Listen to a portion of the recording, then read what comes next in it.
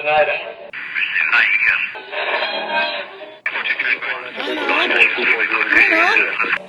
Milo, is that you? There, I think I got it.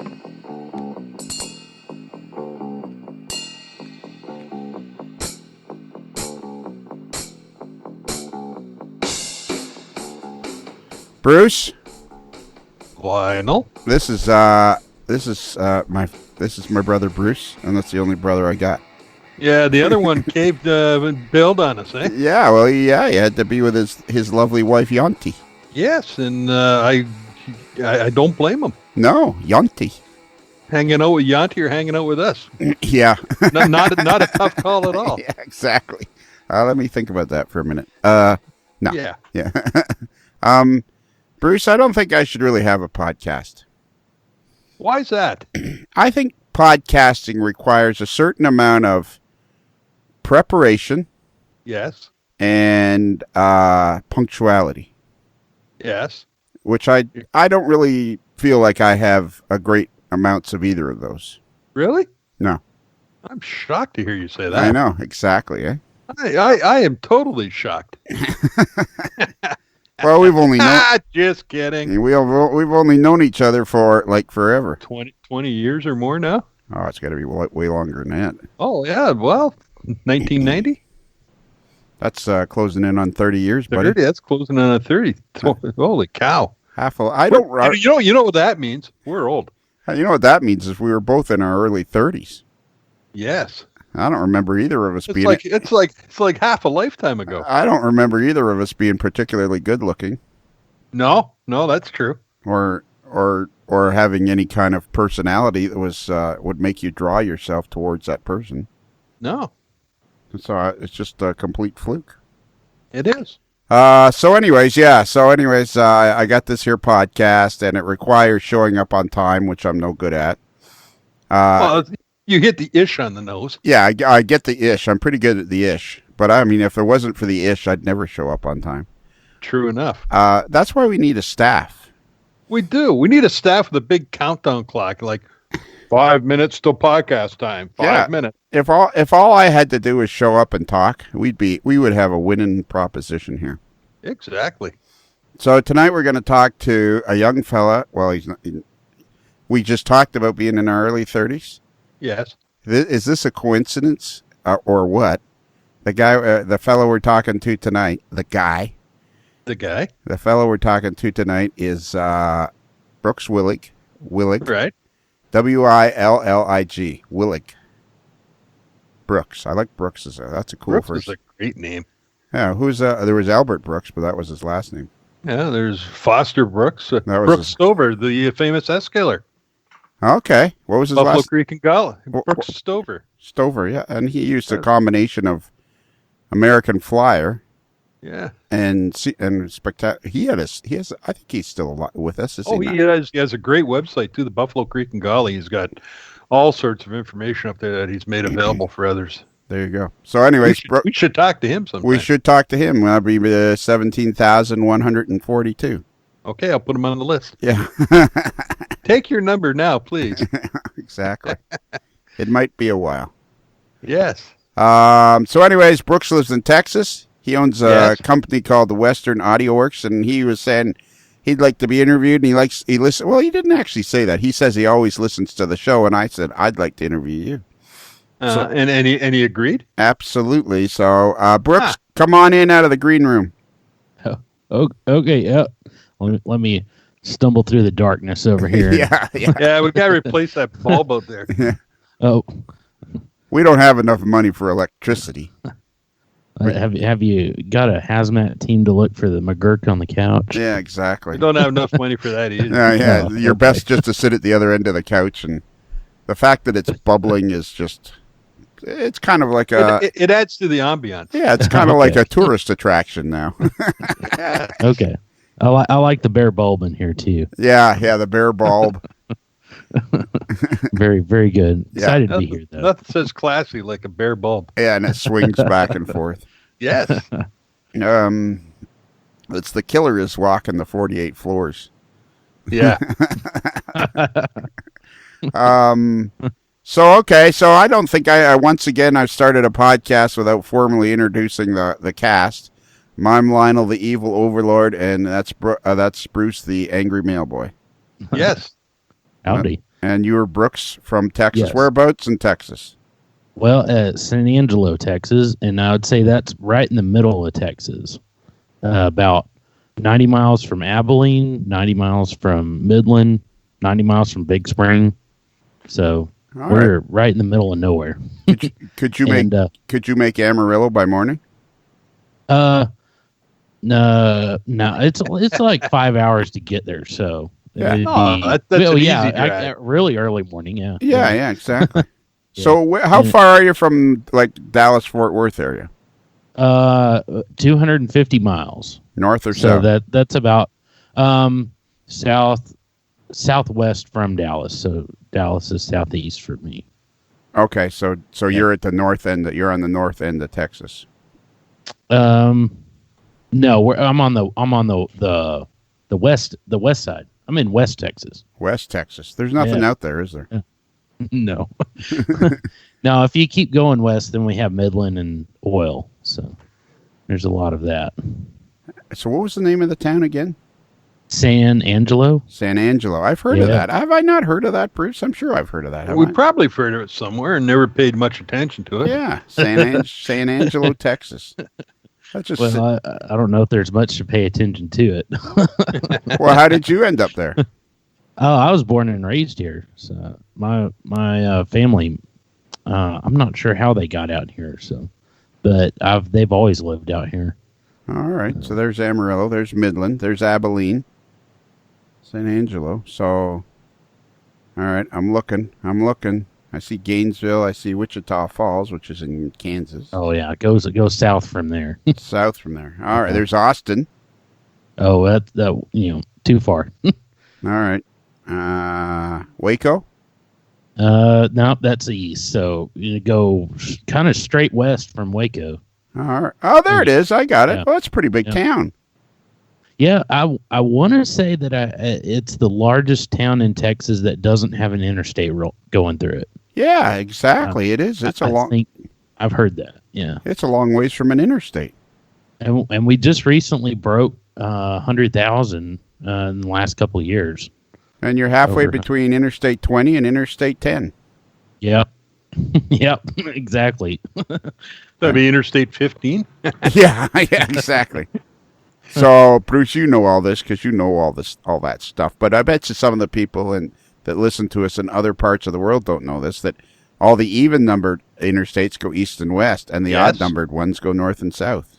That is correct. Yeah, except unless one of them's taking a turn to catch up to another one, and then sometimes you could get really.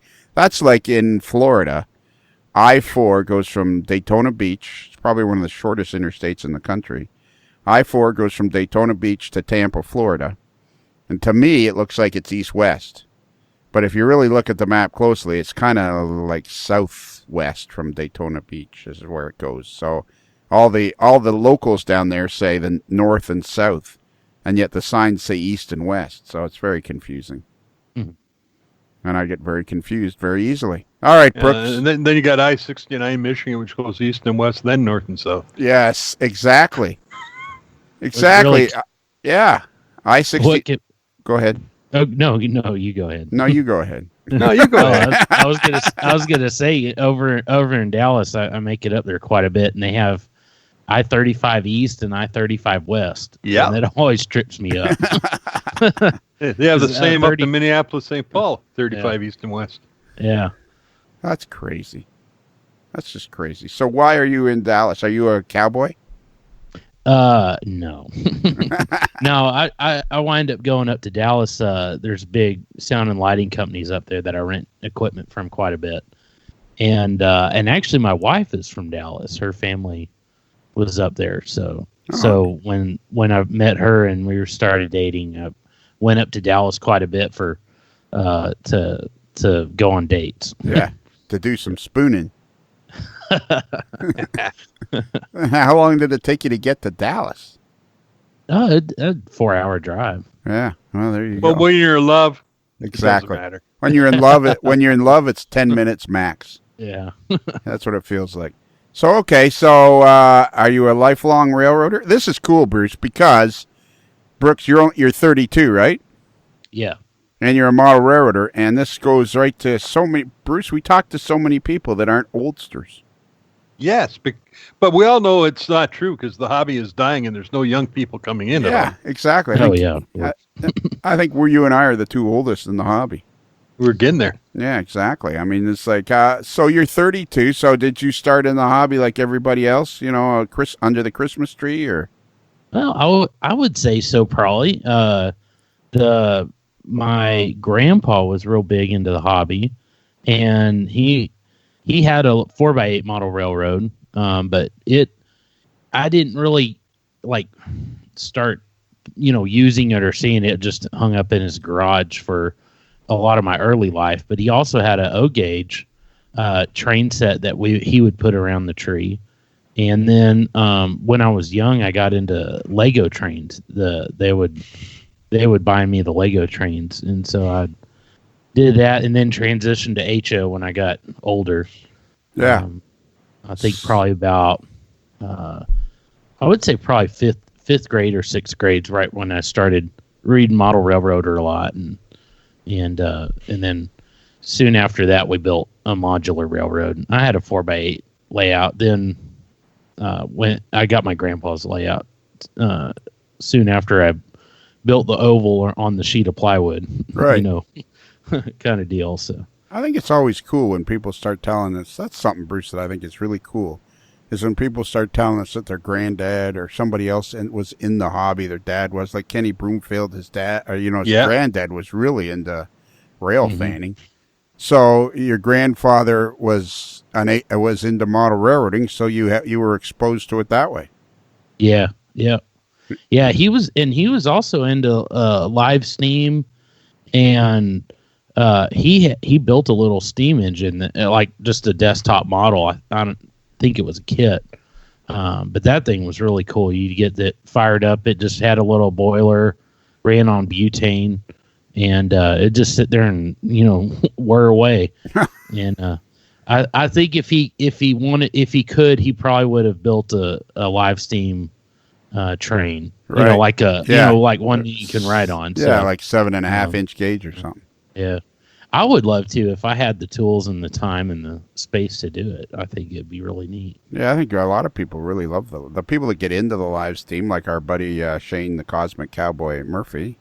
Mm-hmm. He loves his live steam, and I think people get into it. A lot of them are model railroaders, and then they get into that, and it's they have operating sessions and the whole 9 yards. Yeah. And there's so many facets of the hobby. So, okay, so through high school, were you still interested in it, or did you take a time? Did you go to university or college? Yeah, I went to South Plains College in Levelland, which is way out in the middle of nowhere. Levelland. Yeah, it's actually 30 miles west of Lubbock. Wow. And that is the middle of nowhere. Yeah, it is truly level land. I mean, I would drive back and forth every weekend going up there, and it's just farmland for miles, ever and ever. So what university or college is there? It's called South Plains College. Okay, and they have a big music. Music, and then there's a recording. There's like two sides of it. There's they call it, I guess, creative arts, or that was the building it was in. So they had musicians that were there. There's a lot of like musicians. I want to say there's this girl named Claire Dunn. I think she was actually a couple doors down in the apartment complex that I stayed at. Right. Stayed there, but there's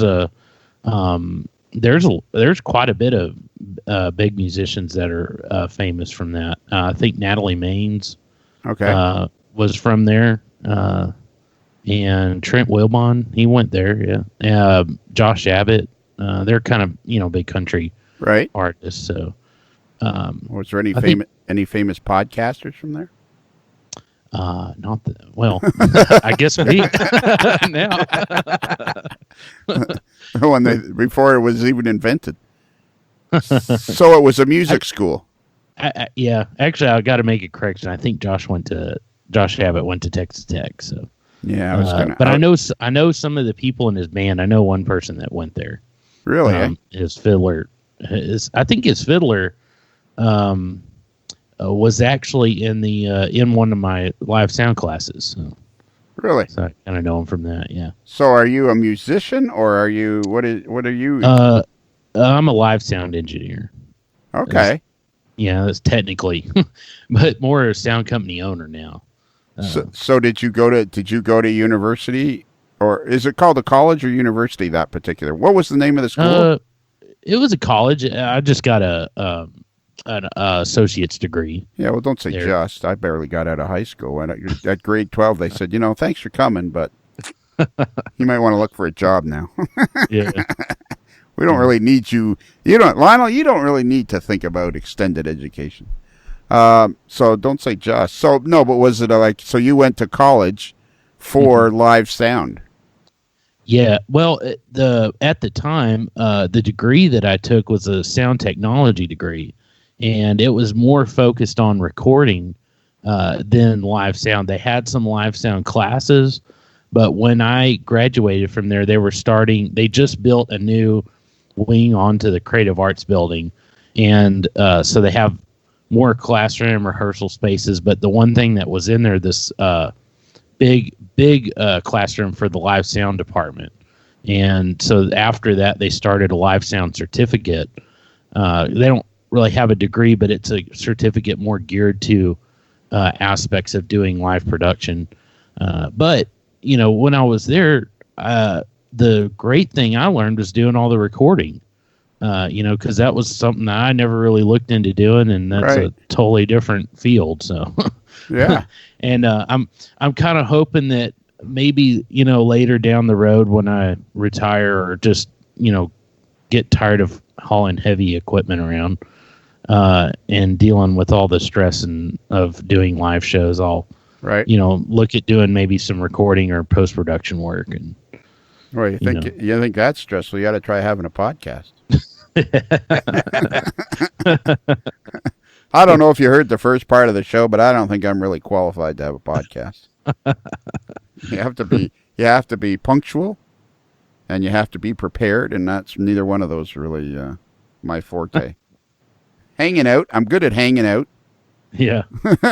I'm good at that. So I want to talk to you about model railroading, but what you do. So how did you find the podcast?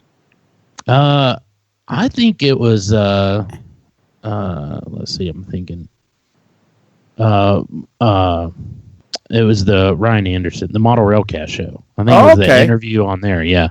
Okay, I was never on that one, so you found it somehow. Yeah, no, y'all were on there. Yes, that's right. It is. Will Harrison. A long time ago. Yeah, that's right. Tim Harrison did it a long time ago. Yeah, Tim Harrison. Yeah, that's right. We took over the show. That's right. Yeah.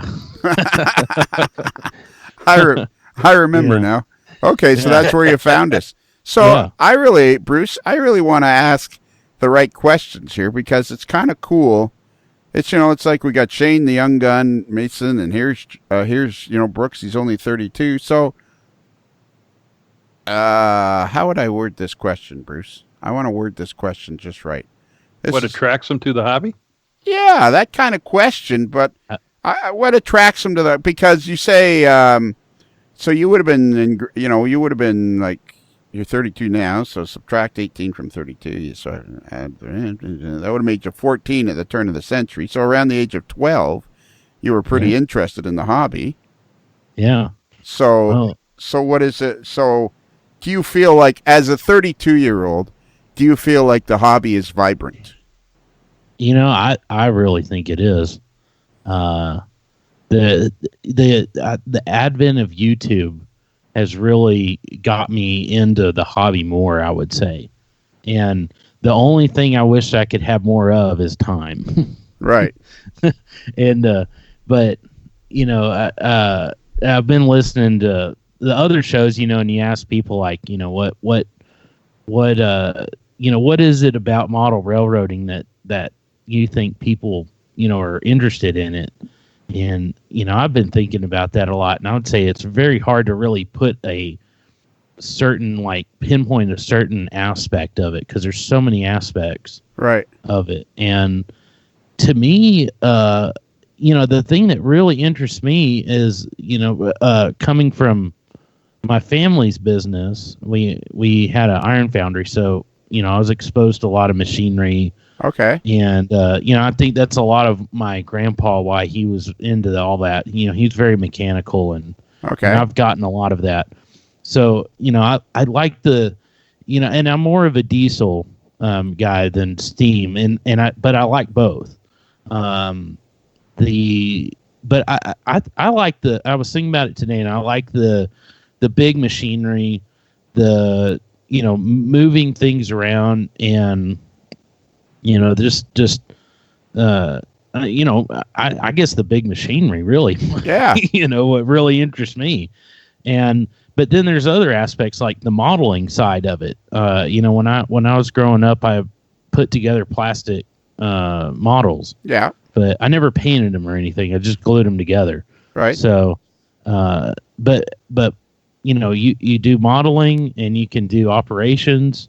You do electrical work, and you can make things move. Yeah. And I think that's the big thing, is having the automation and just, bringing things to life. Because the models, I'm real interested in modeling, and I watch, I've got a guy that works for me that, he's a modeler. So he was sending me pictures today of diorama that he's got, and it's modeling's more still life. Yeah. But then with the model railroading, you add movement to it, and then it just becomes a whole nother deal. Thing. Yeah. And I would say it's kind of, it's not a snapshot in history. It's more of a linear, history that you're doing with, especially when you get into modeling a certain time frame, and then doing operation sessions. And so you're advancing, 8 hours a day, and next session you're modeling the next day or something like that. And so is there much of a model railroading community in the San Angelo area, or? That I don't know. There's, the guy that I originally sent you the email about, I would say there's maybe a handful there, him. And then there's another guy that I knew, and he actually, had a model railroad club that met in the Santa Fe depot here in San Angelo, but then they went through some lease disagreements with the city, and so they lost the lease on the depot, and I haven't really heard what they're doing at the moment. But that's the one thing that I love about the YouTube, and especially being on this podcast and the YouTube model builders, because I watch them a lot, and I want to get on them, get a part of that community eventually. Right. But it's just, I feel more connected to it, and, I'm like, hey, I can relate to all these people now, make friends in a place that I don't have, I don't have a club. Exactly. I think, and we were talking to a fella, Ron Marsh, who does Ron's Trains and Things videos. We were talking to him not long ago, and he said exactly the same thing. He lives in a small town about an hour and a half southeast of Kansas City, and he's able to connect with people through the digital world, which is why I think this hobby is going to absolutely explode, and we're going to be covered in model railroad goo, because you and I are making a connection. And we would never have met each other any other way had it not been for the new digital world. I think this hobby is absolutely going to go nuts, because there's not going to be, we're not going to run out of young people, because more and more young people are going to find the hobby. I mean, not everybody wants to sit in front of a video screen and just play games. Right. you know, I mean, I like iRacing as good as the next guy, but I mean, after a while of, playing games, you kind of go, well, that was fun. I think I would actually like to do something that's 3D. Oh, yeah. Because the human experience is basically, you want to do 3D. You can only look at a flat screen for so long. Yeah. And the fact that we can connect, all of us can connect now together is just, I think we're just going to see a renaissance in this hobby that nobody ever could have imagined. Oh yeah, yeah. So what do you model then? Well, I don't. I've got plans to model things in interest. I am an HO. I'm predominantly HO. I do have some N scale, and I haven't done much N scale, but I do want to build like a coffee table, right, with the N scale. And my plan is to recreate the track plan that my grandpa had on his 4x8 layout. Oh, that'd be cool. In this N scale, and he never scenicked it. It was just always painted green, so we called it the Green Train. And I want to scenic it and actually I started doing it. I started building the bench work years ago, and then got busy, and then I'm finally, now that I have a workshop, I might bring it over and start working on it. So. If you were going to build a layout, like when you do build your layout, do you have a railroad that you like to model, or are you going to go freelance? Well, I would say sort of freelance / prototype. I'm real interested in the Norfolk Southern. And I don't know why it seems weird, because I'm out here and I'm never, it doesn't even run in my area. Yeah. But I really like the paint scheme of it. I guess is really what draws me to it. And I follow them on YouTube, and they seem to be forefront and, coming out with a lot of new technology on locomotives and things. And okay, so let me ask you a question. I had a discussion with somebody today, and they insisted that black and white were colors. Are black and white colors? I would say so, yeah. Really? Well, it's the basis of grayscale, so. Oh, is it? Yeah. Okay, so now that's like for a smart guy. So, Bruce? Yes. Black and white are colors? Yes. I thought black and white were black and white. Well, it's not all black and white. It's kind of gray. All right. Technically, the people will argue black is a total absence of color and white is a mix of all colors. But okay, they form part of the spectrum. Let's go to that. Oh, they form part of the spectrum. They form part of the color spectrum. Oh, okay, so that makes them colors, but they seem so black and white. Yes, but there's a gray area there too. Well, I think we milked that one enough. Well, no, it's just that she insisted that black and white were colors, and I'm kind of looking at her like, huh? What? Because last time I saw her, she was wearing an orange shirt or a peach-colored shirt, and I went, oh, you didn't wear any colors today? And she goes, well, yeah, I'm wearing black and white. And I'm like, I thought that was black and white. And I was lost. At that point, I was just lost. I'm just kind of scratching my head walking out. Well, look at it this way. When you go to the store and buy the big package of colored pencils, they usually have black and white in there, right? Oh, okay. I'm thinking it's got to be, if they're in with a mix of colored pencils, they must be colors. Yeah. It seems like it's probably, this would be a safe statement. It's over my head, so I shouldn't get involved. I think we should just keep moving on. Okay. Back to Brooks now. Yeah. Meanwhile, back in San Angelo, Texas. So the Norfolk Southern, and because of YouTube, you can follow them. I think this is a great podcast because Brooks is one of the guys that I'm always talking about that's going to make the hobby explode. I mean, yes. Here's a guy in the year 2018.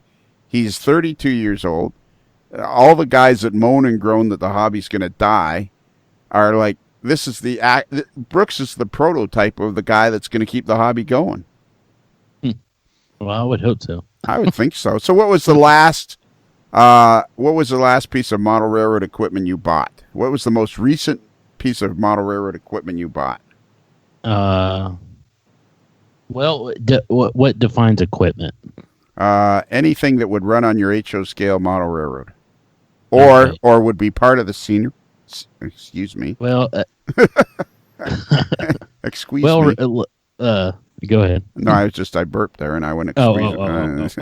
Okay. Fortunately for you guys, I'm on the other side of the studio. You did see the single light bulb sway a bit, but so anything to pertain to model railroading, whether it be a structure, some scenery material, a locomotive, a car, whatever it was. What was the most recent thing you purchased in relationship to model railroading? I'm currently overhauling a Autherton C44-9, And I actually just purchased, I think last week, a detail part from Shapeways. Okay. The PTC antenna array to put on the top of this locomotive. So that came in a couple days ago. Cool. See, that's too cool too, Bruce. Yeah. The Shapeways thing. And was this a Norfolk Southern locomotive? It will be, yeah. That's my plan for it. So. And did you buy it? Did you buy it like undecorated? Well, this one started out. It was actually the very first, I would say, big author. I bought it at a train show, I think in Abilene, but it was it's a BC rail paint scheme, and I bought it because of the red, white, and blue. And I saw it at Model Railroader one time. I was like, "Oh, that's a pretty cool looking locomotive." And then I found one at a train show. So years ago, I bought like all the Details West parts and everything to do the super detailing on it, and I started. The cab was, I guess, I glued it together with tester's glue, and so it didn't look very good. So I actually wound up buying a undecorated shell, and then I'm using that, and it'd be my first locomotive I've ever super detailed. So that's been a challenge. I was really distraught when Hawthorne quit doing the blue box, because that's what I grew up on. Yeah. And so I was like, man, why do you not want to do, like, they were all doing the ready to run stuff. And so my first take on it was, man, it's like $35 for a car. And I'm like, I just take it out, put it on the rail. And I like, when I was a kid getting into model railroading, that's what I bought, is the blue box. And I like, putting the thing together and putting all the little pieces on it. And so lately, in my period of not doing model railroading, in my armchair wallet modeling phase, as I call it, right, I've just been buying like blue box cars and locomotives on eBay.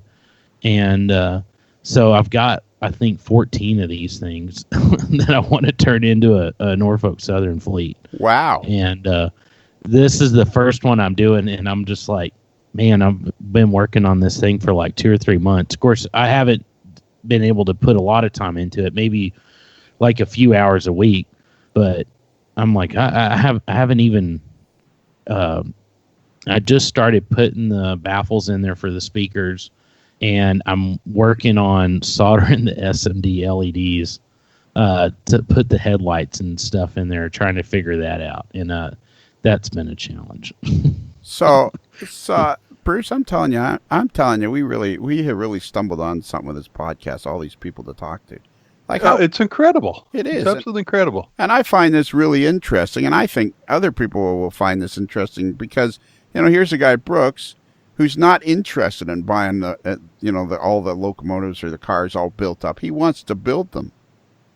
And that's I've always had the opinion, if you're doing something in model railroading and having fun, who's to tell you're doing it wrong? Well, exactly. Yeah. And, so some guys want to go and, clunk down and get that scale trains, rivet counter, museum, whatever model. Other guys are happy taking, the old Athearn blue boxes and tarting them up and coming up with something that they've put some love and labor into and end up with a great looking model.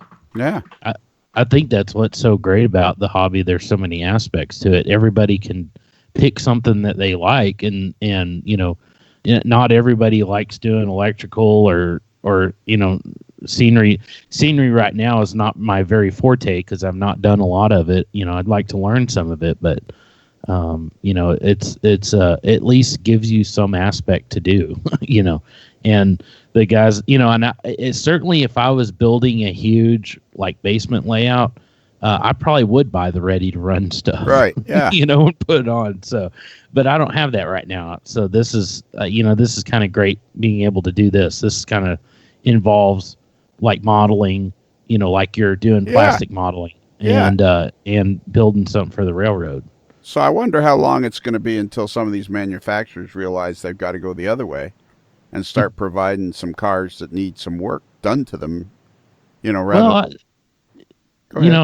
I don't know if they ever would, but I think with shapeways and 3D printing, I don't think you need to do that. Okay. I think it would be great if there was a manufacturer that, like I've been thinking about, what it would. The one thing I want to do is someday is do the Norfolk Southern Heritage Fleet. Oh yeah. And that's all ES44 ACs and then the EMDs. But I've been wondering with the GEs, the GE side of it, if I could take C44s and kit bash them, like you used to be able to do. Back in the day, you'd see all these articles in Model Railroader. Yeah. And it's like taking a EMD, and then Canon has all those parts that you can, change like from a high hood to a short hood and all that stuff. So I've been wondering what I could do to, take like the older Autherm blue boxes and change them to build a ES44 on it. So I mean, it'd be cool to do that, and there's a lot of parts out there if you look on Shapeways, different, the crescent cab and all this stuff you can get, and so I think that's just a new frontier in the hobby that's waiting to take off. So like the stuff you buy on Shapeways, what's the price like? Is it reasonable? Like if you want to buy a cab or something, is it reasonable, or is it like you kind of do you feel like? I'm not too sure about that. I don't have much experience with it, but the PTC antennas I got, they're 4 of them put together. Like you buy them, right? And the way they print them out, there's like 4 of them in a together, stuck together. So you cut them apart, yeah. And it was like $14. So yeah, really, if you think about it, you're paying like $3 a piece, and they're actually pretty good sized parts. So a lot of the parts that I'm dealing with right now are all the white metal, like you put them in a centrifuge and cast it. And, and they're like the bigger kits that have the little jewel cases that have like about a dozen parts in there, like $20, for something like that. So, I think it's reasonable. One of the other things I'm interested in doing is steel mill modeling.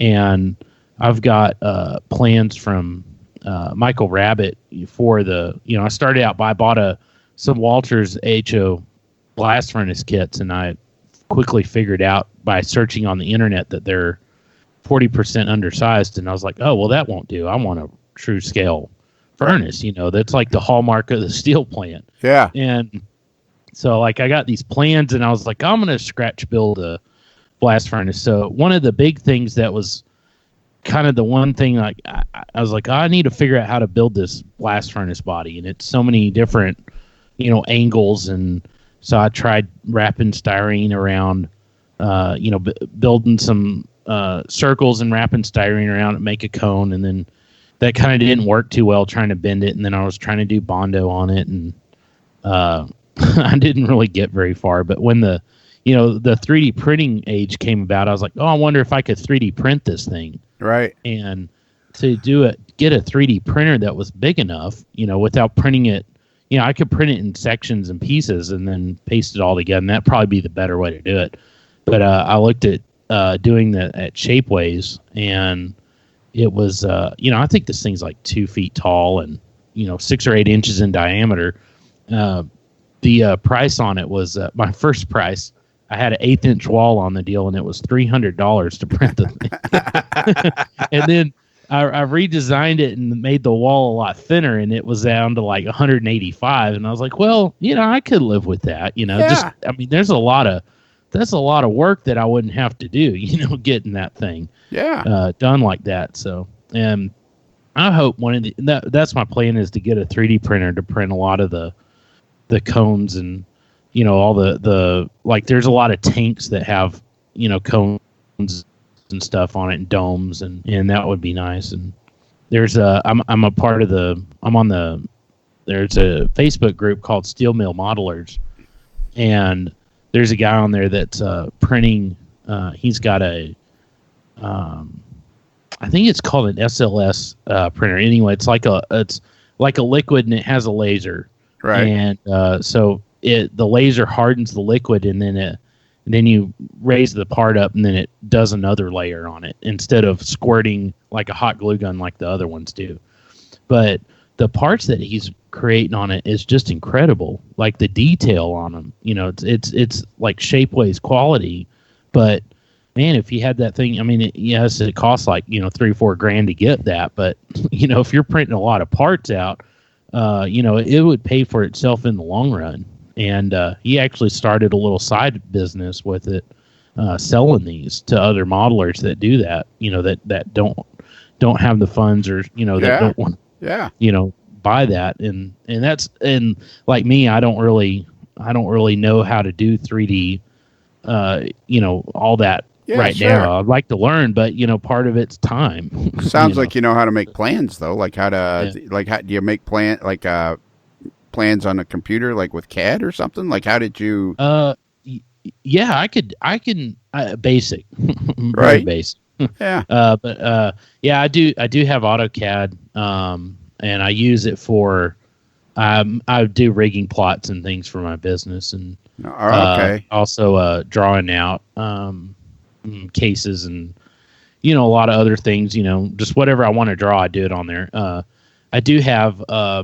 I tried doing track plans on, Third Planet, and that's a pretty good software. But I just, it's like I'm kind of like, like I know enough to do CAD, but I'm like sometimes I just want to draw it out on paper. Yeah, well, sure. Exactly. Like, yeah. So, hey, Bruce, do you know what CAD stands for? If it's got a BURY on the end of it, it's chocolate. No, it's computer-aided design. Yes. Who told you that? Lex Parker. Our buddy. Master Model Railroader Lex Parker, sir. And a Model Railroader Supreme. Yes, an all-around great guy. We interviewed him there a couple of years ago, or 1,000 years ago. Soon it'll be 1,000 years ago. And he told me finally I couldn't stand it anymore, and I asked him. Well, who in this hobby isn't great? There's a question. Yeah, nice one. I mean, I really haven't met anybody that isn't great. So. Way to go! What a guy! All right, so now we've heard you talk about your business. We got to ask you. And notice I didn't ask you for like 45 minutes. Because I was talking a lot. No, well, that's good. Oh. But that's why I wanted to talk to you, because I could tell. That's the great thing about the podcast for me, is I can tell, interaction with people, and I'm thinking, this guy's going to be perfect for the podcast, because you can't imagine from Bruce's and our standpoint, you're exactly half my age, and it's like you're sick and tired of hearing people say the hobby's dying, and here you come along, and there's lots of other younger guys that we talk to, and it's like you're excited about the hobby and how you can connect with everything and all the stuff you can do. And I think the amount of stuff people can do is just going to make the hobby grow instead of retract. Yeah. You were talking about some difficulties with 3D CAD, and I have struggled for years trying to figure out, can never get it right. And then not that long ago, Train Masters TV, Miles Hill did a segment on introductory using SketchUp to do 3D stuff, and it just clicked. Boom, there it is. It's man. So shout out to Train Masters TV and Miles Hill for stuff like that to help people like me who just can't grasp it and explain how it's done. Well, the other thing that is cool about the hobby is just there's so many other aspect, other fields, and I'd say like with the 3D part, I'm interested in doing machining too. Like with milling. What is it? Yeah. Milling and lathes and CNC. Yeah. CNC. Yes. Yeah. So I watched the NYCNC guy on YouTube. And and I also listened to Adam Booth. I like watching the manual stuff too. And that's my family's business. We had a machine shop, and I didn't really know. I was really young when it was open, so I didn't know what everything was, but it was kind of cool watching the lathe spin and everything. But the CNC stuff's it's fascinating, and you can learn, the 3D, they mock all the parts up in 3D, and so you could do that with 3D printing, and they actually use the same software, the Adobe AutoCAD, Autodesk Fusion 360 for that. So yeah. So, and Miles Hale did that video you say, Bruce, on Train Masters. Yes. Is there anything Miles can't do? I don't think so. If there is, I don't think it's been discovered yet. And Brooks, do you know who we're speaking of? Miles Hale. I know. Yeah, I know who I haven't met him, but you know of him. And what were you going to say, Bruce? Oh, I was going to say, if it's something that Miles thought he couldn't do, he'd do a little research and come back and tell you how to do it. I know. And as far as I'm concerned, Miles Hale is the penultimate model railroader, the most giving guy in the hobby, the guy that's most interested in helping people. We should interview him again. We should. Now, here's an interesting question. Here's a technical question, and Brooks, you can help us out on this one, because would I say that you're an avid listener of the podcast? I would. Yeah, I could. Yeah. Okay. That's pretty much all I listen to all the time. Attaboy. If we were keeping score, you'd have good points right now. Yeah. Yeah. And we'll get to that later. Well, the great thing is there's so much content coming out. I'm trying to catch up, but I'm still like, if you look at, I think there's probably like 30 episodes I still have work to listen to. And eventually you'll hit one that's good. What was I going to say? Oh, yeah. So both of you guys can help me with this question. So Miles Hale would be a great guy to interview again or check in with. Would he be on the list at the bottom of the list, or would he, because he's been interviewed before, would he be closer to the top of the list of the 17,000 people? What, to check in with Miles again? Yeah. Oh, I'd say he'd be like in the top 10 easy. Oh, okay. So, so if you've been interviewed before, you don't fall under the same rules of, we got to interview that guy. So it's like you've got the secret card. Okay. I see how it works now. I got to find the rule book for this thing and see how it works. What do you think? Well, we tried that one time. Yeah, we did. And if you recall, it didn't go all that well. Yeah, that was a disaster. And what was that name of that website we were going to start? The other day we were killing ourselves laughing because we were going to start... BlessThisModelRailroad.com? BlessThisModelRailroad.com, yeah. We got to start that.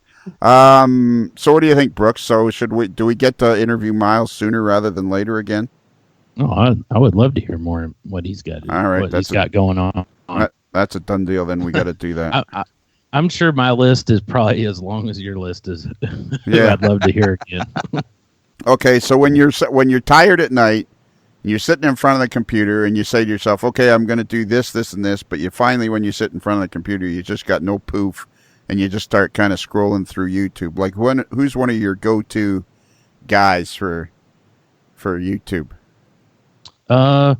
Well, the one guy I've got to give shout out to would be not Stephen Bennett, but Rob Bennett, or Stephen and Rob. They post videos on Stephen's channel, but I would say I ran across his videos. I think maybe last year or 2 years ago, and I love that's really gotten me into wanting to do YouTube videos.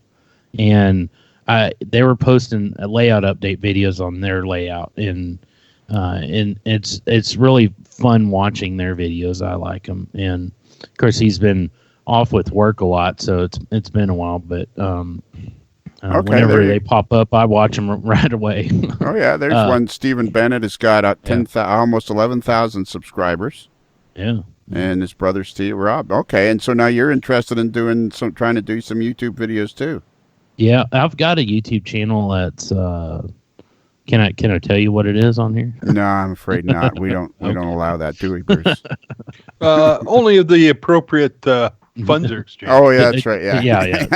I need to speak to the advertising. Yeah, exactly. What is your YouTube channel?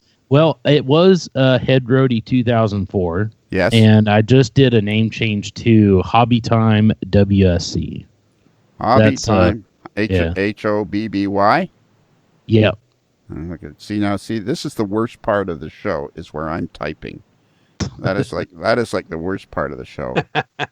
Hobby time, and then what do you put? WSC. And what is Western? That stands for Western Steel Corporation. That's going to be my steel mill.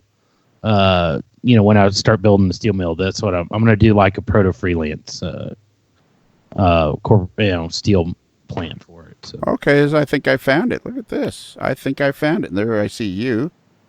And this is, what is that? Is that a layout that's started there?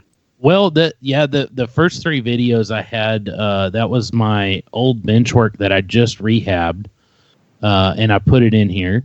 And I just recently took it down because it was taking up a lot of space, and I have no plans for it yet. Okay. So, but I'm really interested in doing Freemo. The whole idea, and then the Toma thing that came out with with model railroad hobbyist. Yeah, that's it. Sorry, my brain draws a blank real quick, but yeah, I mean, in there, the Freemo, have a standard that you can mate with other modules, and I don't have a big space to do a huge layout, a lot of the other guys do. So, that's why I'm really interested in doing Freemo, because I'm like, I could just build a little module and then take it to, and mate with other guys. And my goal, or one of my plans or hopefuls, is to start a Freemo group here, like in either not just in San Angelo, but like in West Texas. Wow, like cool. You have the North Texas Freemo.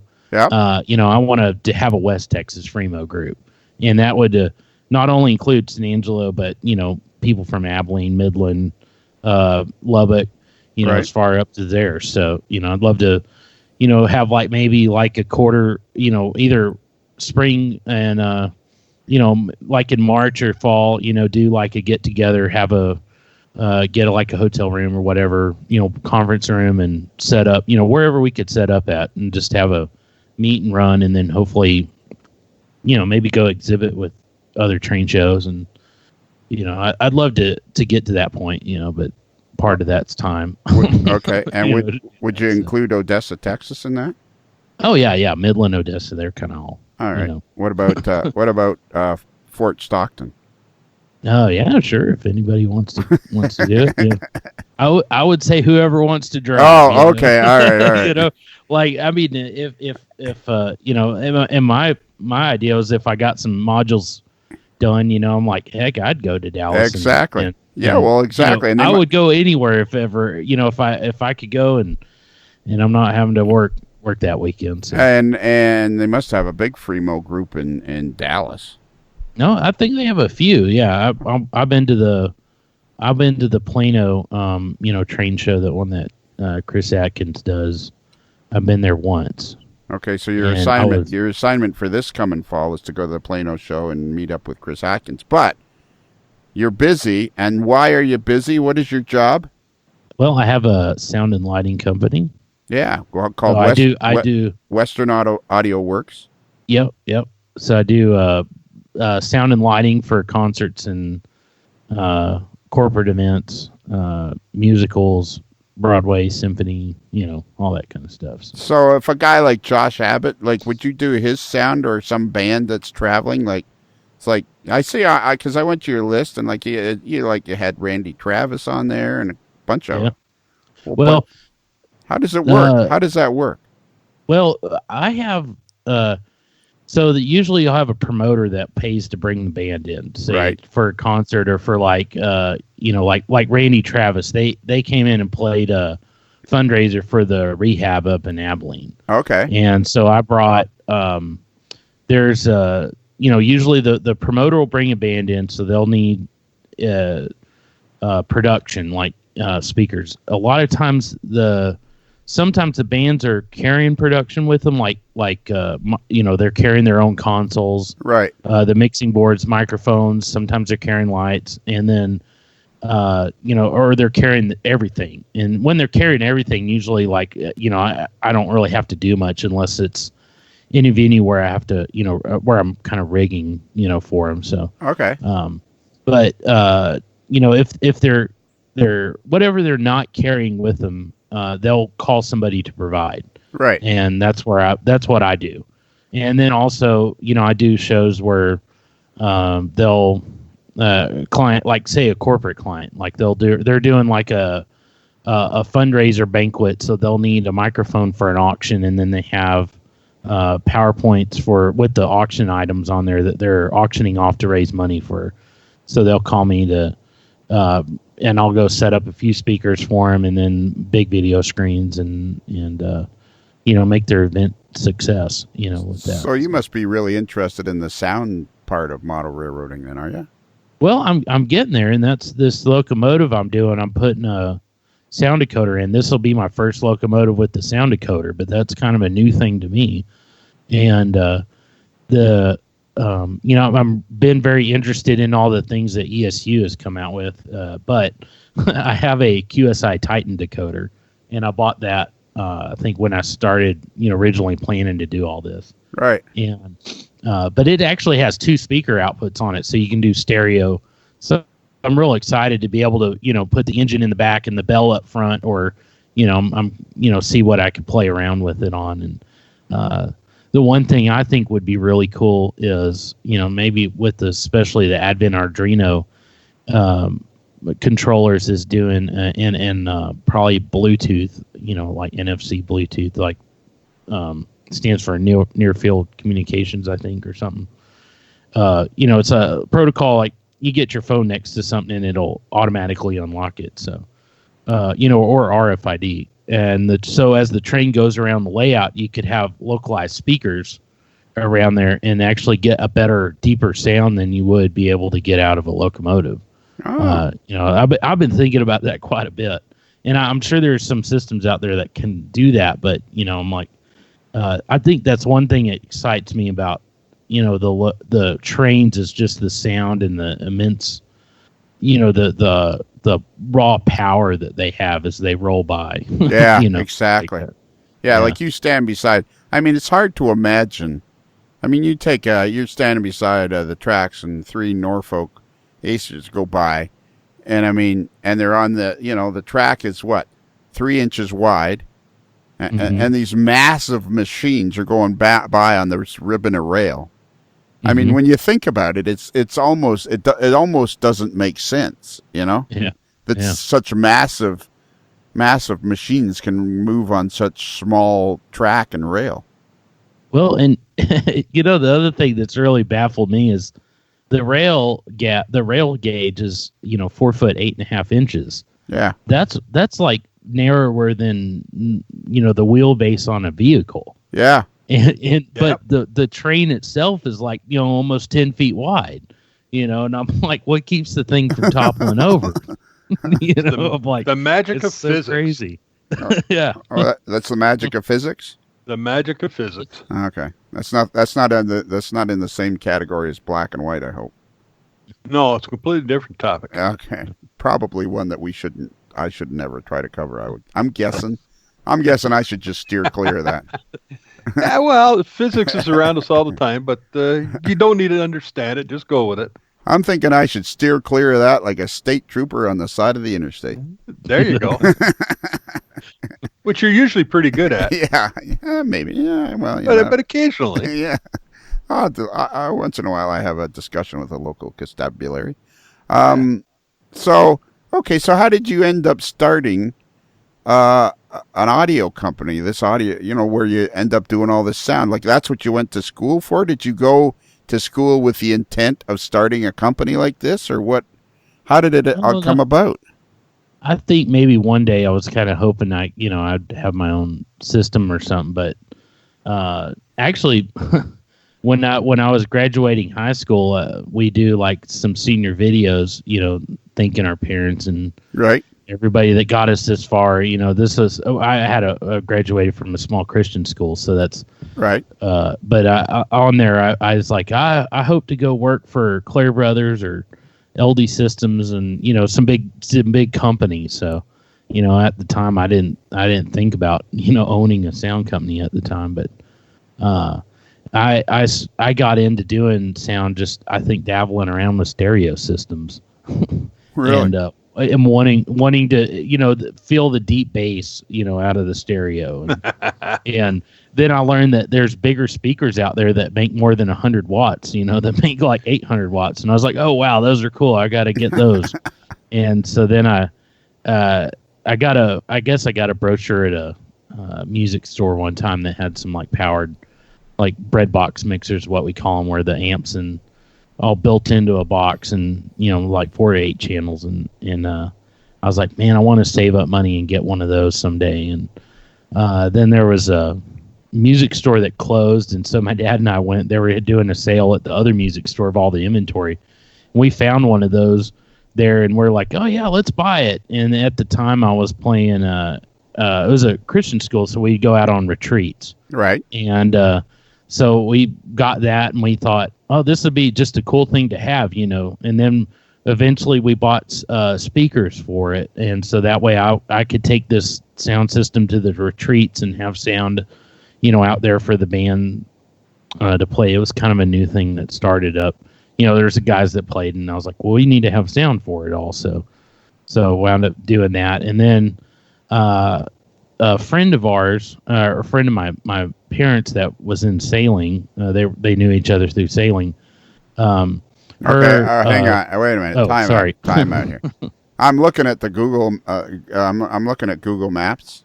Mm-hmm. I'm not seeing a whole lot of water around St. Ange. Well, So there is 5 lakes around here, but they don't have water. They used to back in the day. Oh.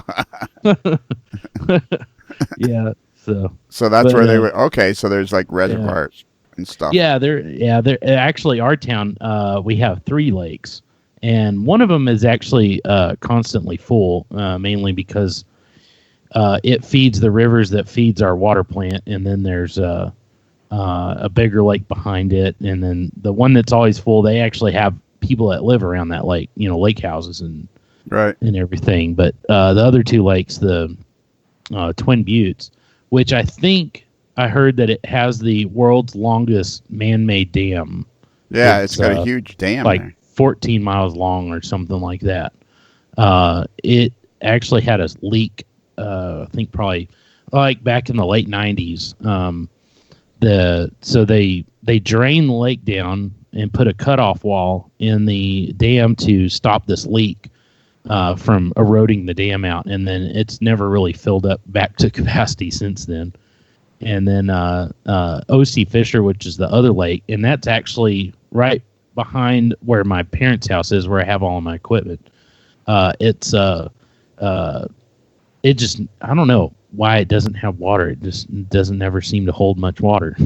Okay, so you know what happened when the dam started leaking? Bruce, here's the way I'm picturing this, and see if you agree. So there's guys that inspect dams. Yes. So they're walking up and they're walking along, and they see a leak, and the one guy says to the other guy, "Well, this here one's leaking." Clark, this one's leaking. And then there's a lot of. We can't just skip over this whole. You have your own audio. Like you must have all kinds of equipment, do you? Yeah, I do. Yeah. How many guys do you have working for you? I've got let's see, I've got like 3. I got about 4 or 5 people that everybody's contract labor. I don't have like actual. Right, I'm probably the only employee. Right. But I just kind of call everybody on a contract basis. But I've got about 4 or 5 guys that I call on all the time. And then there's a bunch of other guys that I'll get every once in a while. And then some people that are more specialized in things like video. And tomorrow I've actually there's a church camp in our college basketball arena. And on Monday or Sunday, we actually went and hung the chain motors to fly their lighting truss. So tomorrow we have to go take them down because it's over. So we'll. But anyway, that guy that I called to climb the trusses up there, he actually was a tower climber for doing climbing, broadcast towers. Right. And, repairing stuff. So he's like one of the only crazy guys I know that'll actually go out on the truss and crawl up there. So Yeah. and That's so a certain yeah, skill to do that. yeah. So it's great to have him. So I don't have to call somebody from Lubbock and pay him to come all the way down and just for like 2 motors. It's like 2 hours or 30 minutes worth of work. So yeah, exactly. That's cool. It's nice having somebody here locally. So and part of this Western Audio Works is you've got a really cool video there of you were putting together some stage show where you did it in time lapse and everything. Oh, on YouTube? Yeah, no, on your website. Oh, Western Audio Works. Have you ever been to your website? I haven't been in a while. Let me look this up. See which video you're talking about. It probably is one. You are like a going concern. You know what? You just strike me as a guy that's just. You're just like we're going to be talking to you. You're just yeah. Yeah, Okay. yeah, that one. That Yeah. video. Look at that. Yeah. Well, that was like 2015. Yeah. a million years ago. Actually, if you click on the Vimeo, I've got a few others. Yeah, on there since then, yeah. So. But yeah, that's actually that video is one that every Christmas we'll do a big Christmas party and we kind of assemble a video of our shows and pictures from stuff we've done. And so, are you basically doing something every weekend? Then you're kind of like on the move constantly. Almost. June has been very slow. The last 2 weekends I hadn't had much, but this summer I'm actually doing musicals up in Lubbock for Lubbock Moonlight Musicals. And they have a summer series up there. So we just opened the Music Man last week. So I have to go back tomorrow on there Friday, Saturday for the next 3 weeks. And then we open another show. It's How to Succeed in Business Without Trying. So I'm up there doing shows every week till the end of August. So are you the guy, you're the guy behind the giant board working all the dials and knobs? Yeah, for that show, yeah. Not all the time. But Wow. A lot of times the bands will have their own engineer, so Right. I just kind of got to sit back and grit my teeth and like, okay, we'll get through this. Yeah, well, yeah, but I mean, like, Depends on the band, yeah, but I mean, even if you just look through your clients, like, Bilingual, the comedian Bilingual, and I mean, there's all kinds of people, over here, I saw Randy Travis, and there's all kinds of them on here that are familiar names as well. Restless Heart, the band Perry. I mean, it goes on, and then there's all kinds of other stuff. So, I mean, have you basically been self-employed your whole adult life, or like when did the company really start to turn into something? I started my company in 2000. I formed the name in 2008, and my original plan was just building road cases and cables. And at the time I was out touring with the band, their production manager and front of house engineer. And then did that for about a year and then kind of left with that through some disagreements and things. So, right. Yeah. Went back and worked for, before that, I actually started in the business in 2003. Sorry, I never got to my story earlier, but the guys that had the friend of my parents that had the sailing, knew through sailing. Oh yeah, right. That's right. Yeah. They were sailing out in the flatlands. Right? Yeah. They owned a warehouse that this guy had a sound company, and so I was real interested in sound. They're like, "Oh, we know this guy. You should go work for him." So I started working for him and went. So I was working for him actually while I was going through college. So I actually got hands-on experience, out in the field doing this, and it kind of made college go by. Like when we were in live sound class, I'm like, oh yeah, I know what we're doing here. Wow. So, but from 2007 to 2008, I was out with Aaron Watson. His production manager and front of house engineer. So and what is front of house engineer? That would be there's usually on a big show you'll have what's called a monitor guy, and then front of house, which is the main speakers that everybody is listening to. Okay. So they'll have front of the house, and then the monitor. There's a separate guy on stage that actually mixes the monitors for the band. Oh, And a lot of that's just because the guy's closer, so they have a lot better contact and Right. communication to get their mixes right. And then that focuses that way the front of house guy doesn't have to worry about it. He just has to worry about making a good mix for everybody else. right. And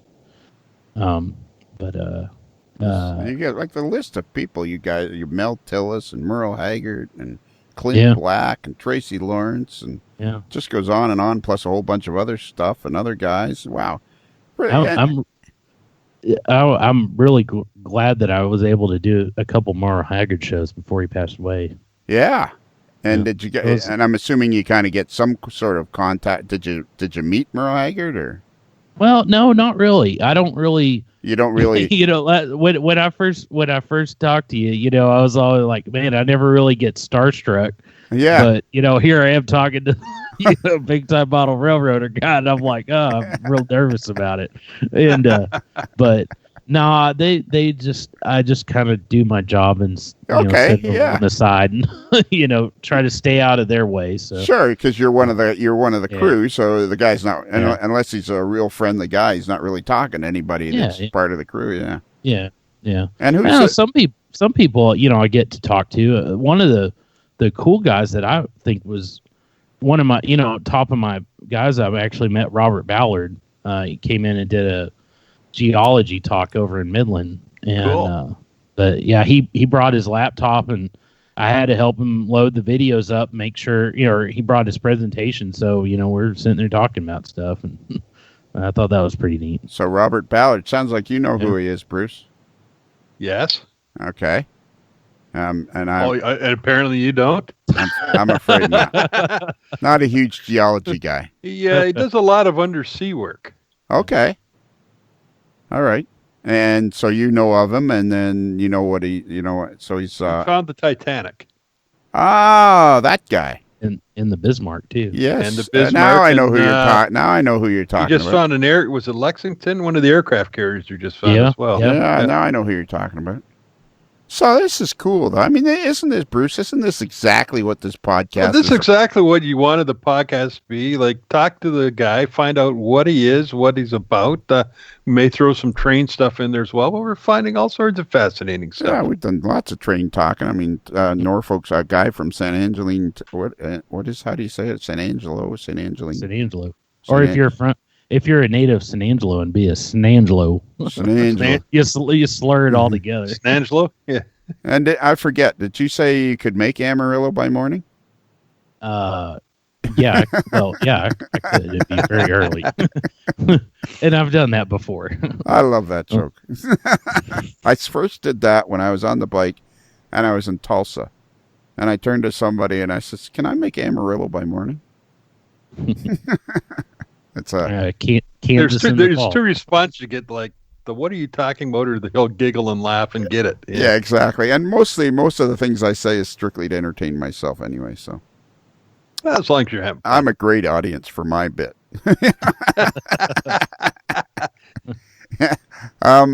Okay, so but you must be going to take all this sound knowledge and turn it into, like you're saying, all this cool sound stuff for model rail. We got to hook you up with Shane the Young Gun, because that's what he's mostly interested in, is sound in the hobby. Well, I'm wondering about maybe I hear with the soundtracks and all that, they got guys that go out and record locomotives, and that really interests me. That might be something I might do when I retire. Get out of doing the live event business. So. Yeah, Jason Schron at Rapido, they do that. Jason Schron at Rapido, yeah, and Matt Herman at ESU. Yeah, he's big into that. So, and I use for my little traveling road show, I use one of a Zoom H5. Mm-hmm. Very good one. The spectacular. Like what I have is the Zoom H5 and two of the mics that you got. What are they? The SM58s. Yeah. So that's basically the standard in the industry, right? The SM. Yeah. The going thing is if you don't know what to mic it with, throw a 57 on it. Oh. Which a 57 and a 58 are the same mic. The capsule on the The grill on the front is different, but it's the same thing. So a 57 and a 58. The grill is the same, but they do something different? Well, the grill on the 58, it looks like more of an ice cream cone. Yeah. So they have more of a pop filter in there and gets you away from the capsule a little bit for vocals. Oh. But the 57 has, if you pull the head off of a 58, it's just a nice little, I don't know what to call it, but it's about the diameter of the body of the mic. Okay. And so the grill on it is a lot tighter around it. So and they did that so you can usually use that to mic instruments like snare drums or so you can get it in tighter and more on the source there.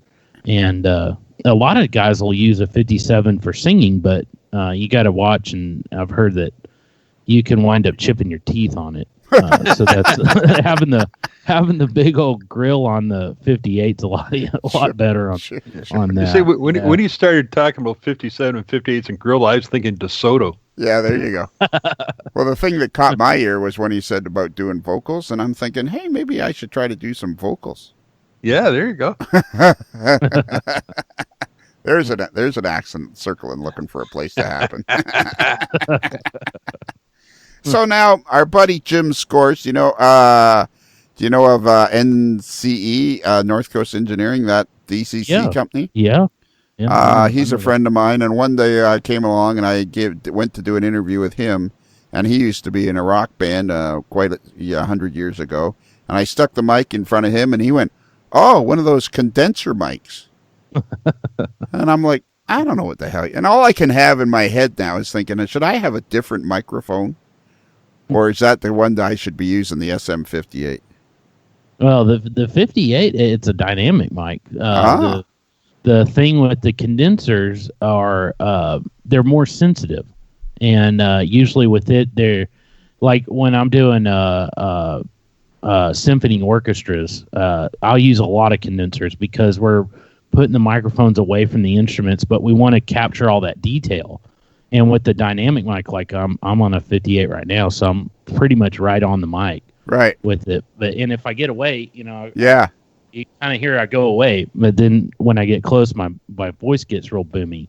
So that's called the dynamic or the proximity effect on that. But the condensers, they're more. You'll use them like on overheads on drums and so they're just more sensitive.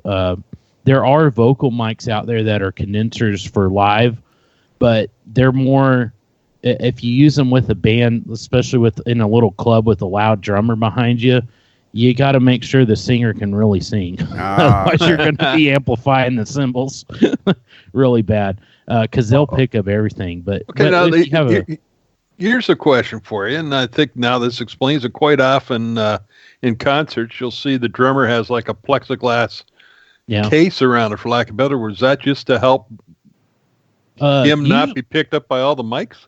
Yeah, usually we'll put plexi up in front of the drums. Like when I was touring with Aaron Watson, they'll have in-ear monitors in.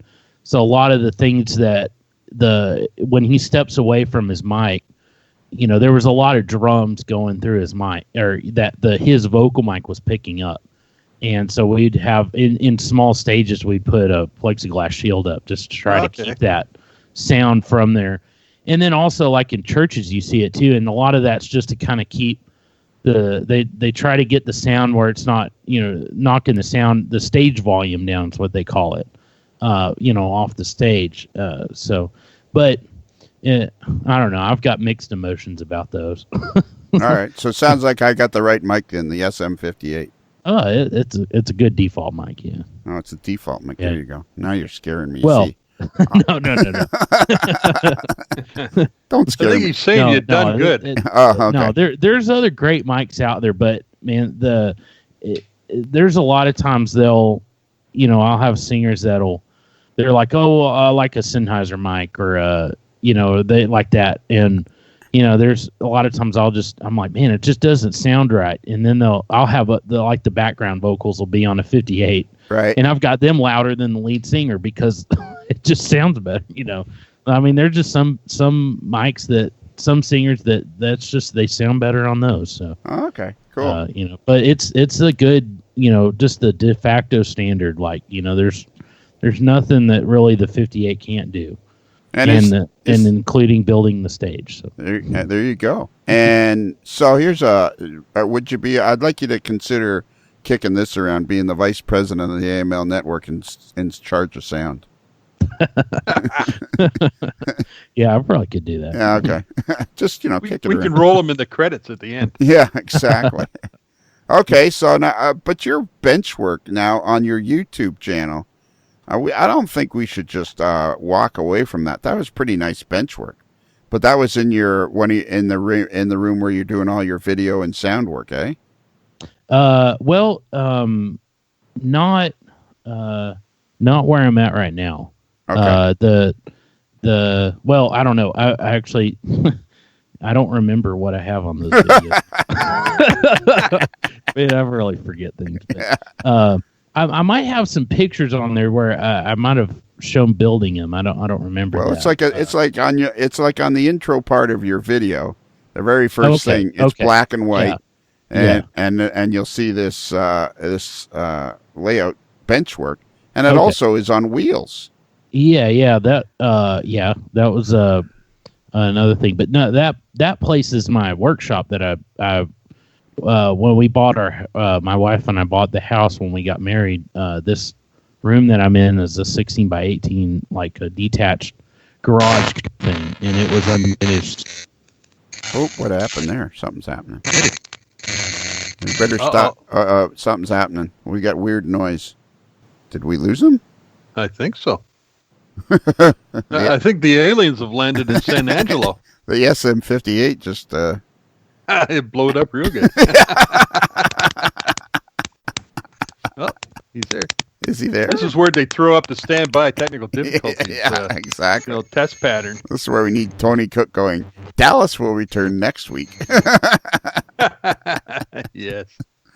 All right, so now we're do you see his bench work? We might as well keep talking for a minute. Oh, his bench work is... there he is. He's back. I think I'm back to normal now. Yeah, where'd you go?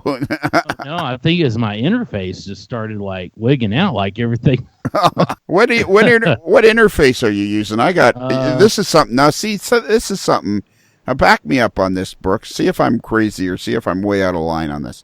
So I'm trying to learn how to do podcasts, and I'm trying to learn how to get better equipment because I'm thinking the better the sound, the more enjoyable it is for the listeners. So finally, I'm asking questions and blah, blah, blah on it. And I actually happen to have in my town an actual really decent music equipment store, guitars and all the stuff. So I go in, and the guy says, you got it. So then he says, what are you doing? And I said, well, I'm doing podcasts. And he kind of rolls his eyes, and he's like, oh, yeah. And I said, well, I'm getting like 8,000 downloads a month. And he goes, really? And I'm like, yeah. Oh, he says, well, okay. Then he gets interested again. So he sets me up with the SM7B and a boom, which is all very cool. And then he says, you're going to need an interface. And he gives me this Scarlett. Let me turn that. I'm going to turn that. What's it called? From Focusrite. Yeah, from Focusrite. It's a Scarlett one, right? And the only problem with it is because the SM-58, you got to be, or the SM-7B or whatever it is, the black thing with the foam on it. You got to have it turned up full blast, basically. Yeah. And then and then the next time I go into the store to buy a couple of the 58s, now I'm talking like I know what I'm talking about. I go in to buy a couple of handheld mics, and somehow we get talking about the interface, and he basically tells me the one that he sold me was like not the best one, and I'm like, I'm walking out of the store going, why didn't you just sell me the best one? There's so many different levels of that. I could open a whole topic on it, but no, I think that interface you got pretty good. I was actually considering buying one for my setup. I'm just using some extra interfaces I have laying around from doing post. I got tons of them because I use them quite a bit in the event industry. So, and that must be fairly new, eh? Like interfaces with XLR jacks into your laptop, like that must only be in the last 20 years, eh? Yeah. Because that when I started in college, they had I was real. Pro Tools is a big de facto industry standard recording software. And when I was in college, they had this thing called the M-Box, which was a little USB interface, just like about, sat on the desk, had 2 microphones and inputs. And I think if you needed more than that, they had like a rack mount version that had like 4. But then that was, digital audio software was very infant, coming to the day. And usually, before that, you had PC cards that you would have to put in the computer, get audio in and out. And of course, the big recording studios, they have the big console, and then they're using Pro Tools HD, which had, big interface units that all hooked up to cards, and those interfaces still are today cost $2 or $3 grand a piece. Yeah, and or more. Their latest Matrix one I was looking at, and it's starting out empty chassis was $5 grand, and fully loaded with 48 inputs was like 25 grand or something like that. So, but it's crazy what you can get. I'm using a Motu 828 Mark III right now, and I think it's like $800 for it. But the Motu, what did you call it? The Motu. It's the Motu's the acronym for it, but it's actually Mark of the Unicorn is the Mark company. of the Unicorn. And what was the model number? It's an 828 Mark III. Yeah, Bruce. Yeah. Remember, I was talking to you about the Motu. You were talking about that the other day over lunch. You were thinking you want to try one of those. Yeah, I was remember turning to you and going, "Hey, Bruce, I'm thinking of getting the Motu 828 Mark III." Yeah, I think I just nodded and kept eating my fries and gravy. Yeah, and you had that look on your face of he has no idea what he's talking about. Exactly. Okay, this is the last thing we're gonna. Bruce, are you looking at this bench work? Yes. This is spectacular, and it's on wheels, and you've taken it down already. Yeah. Well, I wanted more space in the workshop right now because I was struggling for a month, like trying to figure out where I'm going to put an airbrush booth and all that, and I was like, I don't even have a track plan for this bench work yet. So the bench work, did you keep it, or is it just gone altogether? No, I have it. I have it stored up in the above our where my office is at my my parents' house. So I just have it sitting up there, where it sat up there for like 10 years before I got it out and tried to use it again. So you've had this bench work for some time then? Yeah, that bench work was actually what my dad and I built after. Oh, cool. My grandpa, where after I had I wanted to upgrade from my grandpa's 4x8 layout. So we built this modular L-shaped, it's a 14 by 10 foot. And we kind of had a big, we just had a double track on there, and it was a 22 inch and 24 inch radius. So there was a big loop, and then it had a reversing loop on it, and then some big staging tracks. Yeah. We just got the track laid down on it. I never did any scenery. Then I was started reading model railroader, got more interested back in the hobby after I was graduated college. And then, I was interested in doing the steel mill modeling and trying to figure out how to fit a steel mill on this layout. Why haven't figured it out. Why are so many guys interested in steel mill modeling? What is the? I have no idea. That it's for me. I'm interested because my family owned a iron foundry, right? So I think a lot of it is just the same thing with railroading. Is the big machines, and I think it's also kind of an error in the United States that. Right. Back in World War II days, like it was like the backbone, and coal, as the backbone. Yeah. That built America and big industry.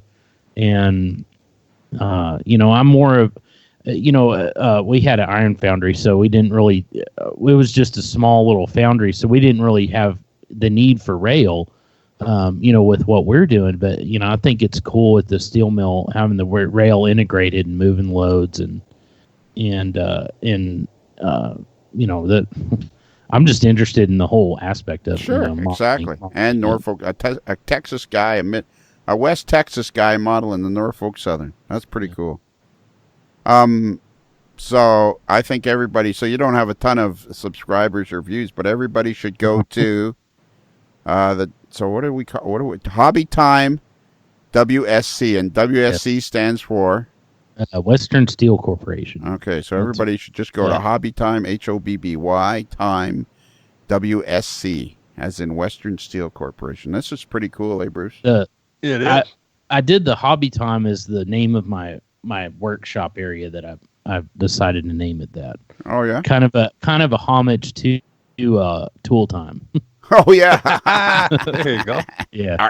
So, I actually have a coaster, and I was doing bought some the Fast Tracks jigs, and I have a coaster that one of my my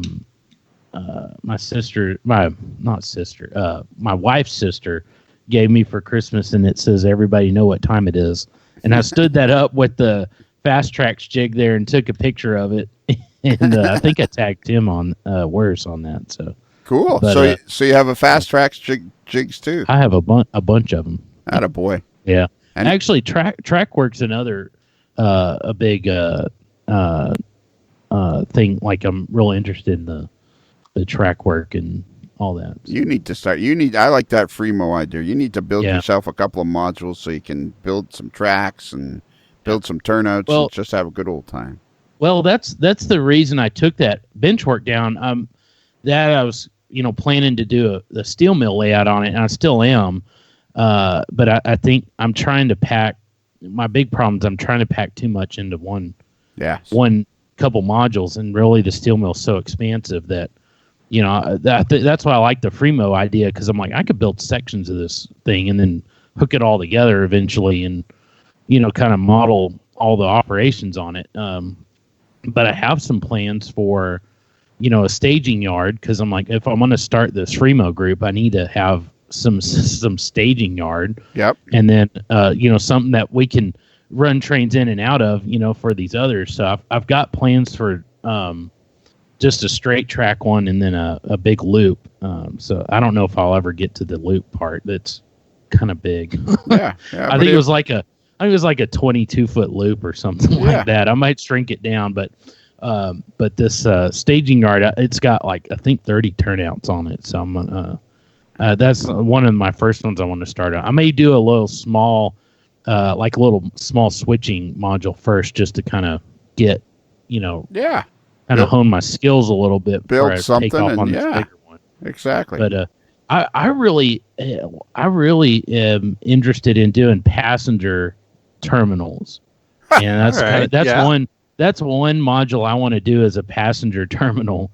And mainly just because all the track work coming into it and the double slips and have 3 or 4 tracks. I mean, it's just a work of art, I'd say. Oh yeah. Oh, there's some pictures been floating around on Facebook. Some of that super complex track work at some of the British terminals.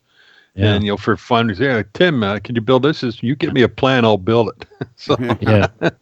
Well, and I don't know if like the complex track work would really have any, like any place in the steel mill, because it's like, they try to build track that isn't, if they build it, if they have to, because they don't want to spend the money if they don't need to. But, I always keep thinking, I'm like, man, I wonder if I could do these turnouts that are laid on top of each other to get everything to fit on this module for the blast furnace, and I keep thinking about that, but I don't know. So, and our buddy Tim Morris there, Bruce, he just bought himself a brand new CNC machine. He did. Yeah, all that, yeah. Now, what do you figure that's worth? Like $1,800? Oh yeah, he might have got the deluxe one for $2,000. Yeah. So this Freemo group, when you get it going, do you think you'll invite anybody from Knickerbocker to join? Knickerbocker. Yeah, that's if there's anybody around there, yeah. All you moderators in Knickerbocker, get a hold of Brooks. Yeah, that's just southwest of San Angelo. Yep. San Angelo. I've done a few shows there. Well, there you go. Actually, I did a private birthday party, and have you ever heard of Rooster McConaughey? Yes. Is Matthew McConaughey's brother. Okay. He was actually at that party, and I've got a video of him dancing on the stool. And I was sitting right there by him, and he was drunk. And they were on the microphone doing something stupid. Matthew McConaughey lives in Texas somewhere, doesn't he? Or did? I did, anyway. I think he lives out in California, actually. All right. Yeah. I don't know. We'll see if you can find out. That'll be an assignment. All right, now we got a sound guy, Bruce. Now we got a sound guy we can go to and ask those important sound questions. So it sounds like I got the right stuff for now. Oh yeah. It sounds like it's all good. And really it's just how you know how to use it. Yeah. And I think y'all are doing pretty good. So. All right, cool. Well, there you go. Yeah. I think we're going to stop doing this because I think we could talk to Brooks for another 2 hours. No problem. Well, you know what we should do is ask him about the MPOW that you got me. The who? What? That little MPOW headset that you got me. Oh yeah. So then Tony Cook, you've heard Tony Cook on the podcast. Yeah. Yep. Yeah. He was he had this great mic, like this spectacular sound. It sounded like he was sitting right beside me. What are we asking him? Or we're just telling him about it. So anyways, Tony says, I said, what mic are you using? And he says, and he sends me the link, and it's some like little $30 mic he got off of Amazon, and it had good reviews. So I buy them, and I've been buying them and sending them to people to use, all the guys that are regulars on the show. And the sound is spectacular, and I wonder how they do that. I thought it sounded pretty good. I didn't know what it was, but it's really interesting to know. Yeah, it's made by MPOW and Chinese MPOW technology. Yeah, and I would imagine soon that eventually if somebody will go, mine broke. I need another one.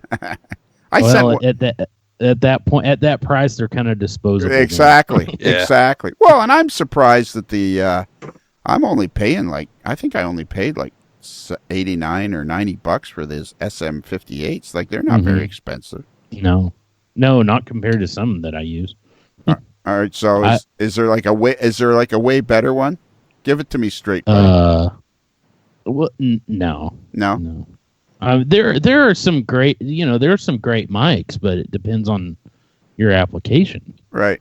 Like if you're wanting to sing, do a multi-platinum record, then you need a Neumann or something like that, to really capture all the detail in the sexinator voice there. So. What's it called? A Neumann? Yeah, like a Neumann, but they're like, like a U87 is the kind of their big fame mic but it's like, $3,500 for that. Oh, okay. So, the 58 works great. Yeah, exactly. That's quite a difference in price. Yeah. Well, there it is. Okay. All right.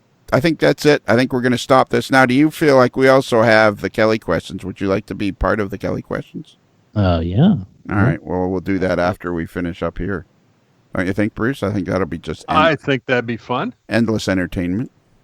Which is what we strive for. Exactly. We just love the... Plus, it's edutainment. Edutainment. Yeah. We've learned about sound, and we've learned sound. We've learned about all the stuff it's about. Why you put plexiglass around drums and and his YouTube channel and his Norfolk Southern modeling and Athearn and he's the last guy in North America using a QSI decoder, I think. Yeah, yeah, that's probably true. Got a good deal I might be replacing it after I put it in, but we'll see. So yes, and you got like 3 companies to choose from there. I think you got ESU, Soundtracks, and TCI. Is it? I think I do have a Soundtracks I bought to try out, and I'll put it in something. So. Perfect. All right. So ESU's on my list to get. So there you go. Matt Herman. That was the one interview I did in Chicago at the RPM meet. And on the way home, I had loaded it up onto my phone so I could play it in the car and listen to it on the way home. And it was the one interview where I realized I was the most annoying guy in the interview. It was like, he talks so fast, I'm going, yeah, right? And I'm thinking, oh my God, shut up. I couldn't listen. I was so annoying, I couldn't listen to it anymore. Mm. Bruce, we need to do the email address. Okay, our email address, if you want to shoot us some electrons, Modeler's Life, modeler with one L, modelerslife@gmail.com. Exactly. And we have a website, amodelerslife.com. And if you go to that website, you can find links to our Facebook page and our Patreon page. And, geez, I don't have my thing. All right, you guys have to chat amongst yourself, be entertaining, because I got to go get the script for the end. Uh-oh. I was doing so. That's why I can't. This is why I can't have a podcast. That's it, because you're not prepared. I'm not prepared. All right, what is the Marines' motto? Isn't theirs "Be prepared" or something? That's the Boy Scouts. That's the Boy Scout. Okay, well, I couldn't be a Boy Scout either then. You guys talk amongst yourself. I'll be right back. Yeah.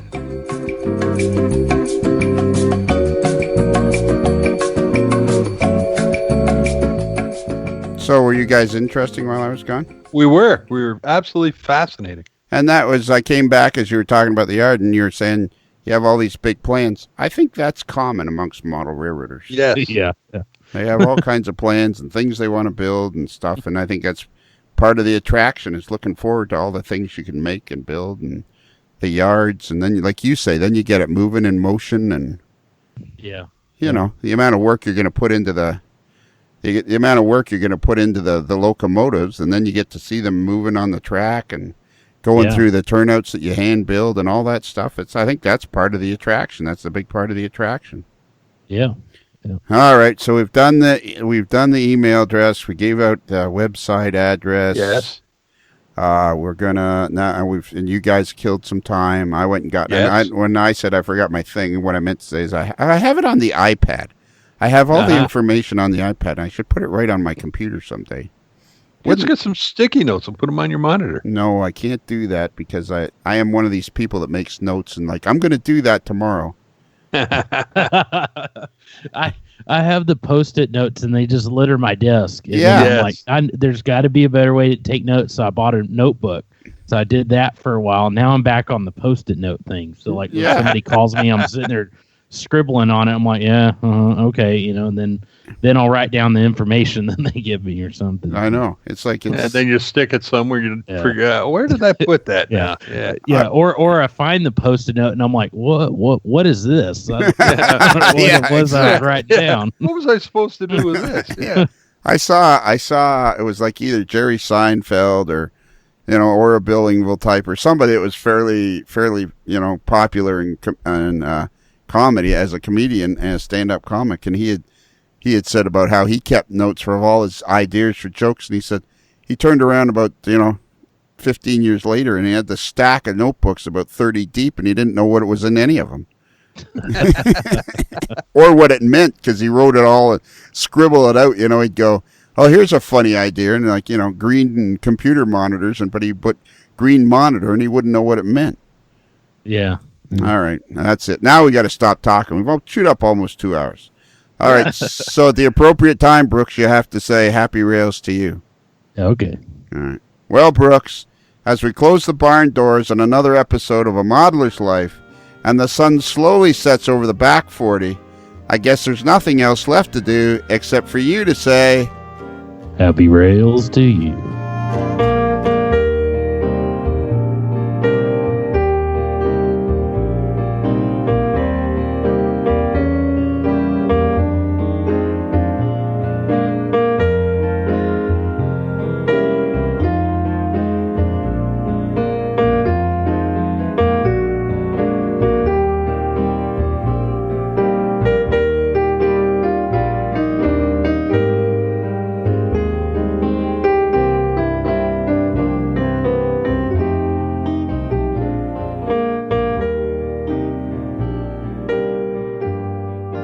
It's another Lincoln Homer.